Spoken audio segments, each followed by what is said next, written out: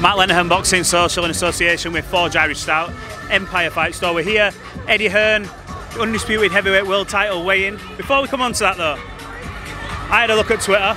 Looks like Ryan Garcia was here. He's not now. He said when he sees you, he's going to punch you. He's now retracted and said, I never said I was going to punch hard though. I mean, either way, what do you mean? I'm glad he's not going to punch me hard. I don't know what happened. I just saw him being like, I don't know, not ushered out, but it was a big, I don't know. He was here and then he wasn't. Yeah, luckily he wasn't coming in my direction, but you know.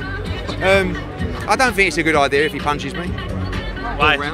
Why? Well, one, because he's got enough problems at the moment. Two, he's a professional fighter. Three, I'm going to have to try and retaliate, which I'm not very good at, but I'll fucking have a right go.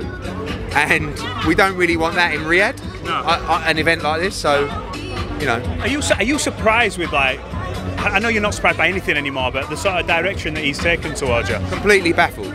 I mean, to blame me for his 2 failed drugs tests, like, and I can't give him more support in interviews. I've not slated him, I've not said what I could have said.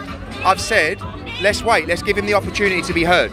Innocent until proven guilty. I hope he's innocent, and I hope he's just unlucky. But I've also said the pure fact of he had performance-enhancing drugs in his system when he fought. So we can't ignore that. But he deserves the opportunity to go through the New York State Athletics Commission, and let's reserve judgment. But don't start telling me that I made you test positive. Like, it's fucking ridiculous. So it's all funny till it ain't funny. You know what I mean? And it's like, it's getting to that point now where, you know, you're going to have to face up and deal with this situation, because the line of it's a conspiracy theory won't keep washing with people. Do you know what I mean? I spoke to Mike Coppinger yesterday, and he's in like almost disbelief at the hate Devin Haney is getting, and yeah, like, you got to understand, this kid Devin Haney has fought Ryan Garcia when he was 3.5 pounds over the limit.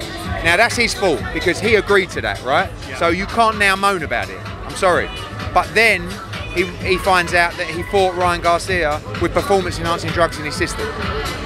If you're Devin Haney, your whole world's come crumbling down. You've fought all your life. You've lost your world championship, or you haven't, but you've lost your own. Yeah. And do you know what as well? You had a really horrible physical fight in there, and you showed great heart to not give up. When you find all that stuff out, how do you expect him to feel? Yeah. And, you know, people go, "Oh, stop moaning, Devin." Fuck me, moaning. He should be furious. So anyway, it is what it is. I want to focus on what we've got here, which is the undisputed heavyweight world championship, a great event. And not bothered about the rubbish. That'll get mopped up. Well, look, in terms of a press conference, both men, Tyson Fury, in the build-up to this, spoke to him a couple of days ago, seemed in a great place. Today, I almost feel like there was a switch flicked where it's like, no more words. This is about business now. Yeah, you know what? Like, sometimes you get one of these fight week events where they can't really, like, they've done enough. It's like, I've done media all week. I'm going to come face to face with him at the weigh-in tomorrow. Like, good luck, respect, let's get out of here. And that's what you got tonight. You got a stare down, you got everything you needed, but the talking is almost over, you know? What do you make of yesterday that came out? David A brought it to my attention actually in the middle of the interview. There was conversation from the Usyk team about the canvas. Yeah, that was completely out of the Tyson Fury playbook from the Klitschko. Yeah, but, what do you make of it? They've got people around him, and Usyk's got good lawyers and good teams that look at stuff, and if they feel that the canvas isn't right, they're going to mention it, you know, they're going to talk about it, and I'm sure there's plenty more to come. What, you think there's more to come on top of that with the canvas? There will be. There'll be the gloves, there'll be the ring size, there'll be the changing rooms. This is just what happens in big fights, you know. Obviously off the back of this, we're coming into the fight. We'll start with Taylor Catterall next week, by the way, because I think that's a massive fight. Obviously this one's taking everything, but how exciting to bounce off the back of this into that. I think people are like finally starting to realise that Taylor Catterall is happening. You know, because of the, you know, obviously, what has it been, 2 years of waiting, and then obviously the delay of 4 weeks. So like, it's on, and it's on in what, 9 days? You know what I mean? So be ready for Leeds. Going to have over 10,000 there. It's going to be electric, and can't wait. What happened? There was some extra tickets, so are we selling out the full arena? Yeah, we had some tickets that we opened up.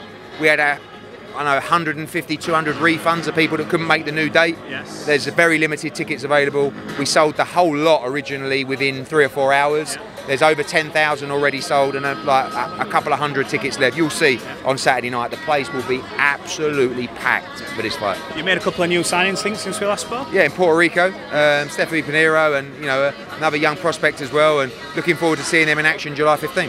How exciting now are you looking forward to this stable, and especially working with the likes of Frank? We cannot just do these 5v5 once. This can keep going and going and going and going. Next week, we've got another Queensberry matchroom fight with Zorro against Chev Clark.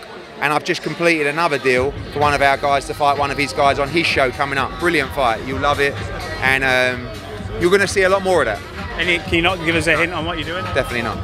No? Big fight though? Yeah, big fight, big fight. Co-main event, I believe, but a really good fight. You spoke to Anthony Joshua since he's been out here. What's his thoughts on the fight? Tonight, listen, he's training hard. He sort of almost keeps himself to himself a little bit. He'll be watching, he'll be there on Saturday night. I know he thinks he'll win, I'll let him tell you that, but I'll let him tell you that. He said it. Yeah, but he knows it's a real fight. He knows that anything could happen in that fight, and we will see what happens on Saturday. Eddie, I appreciate your time. Thank you.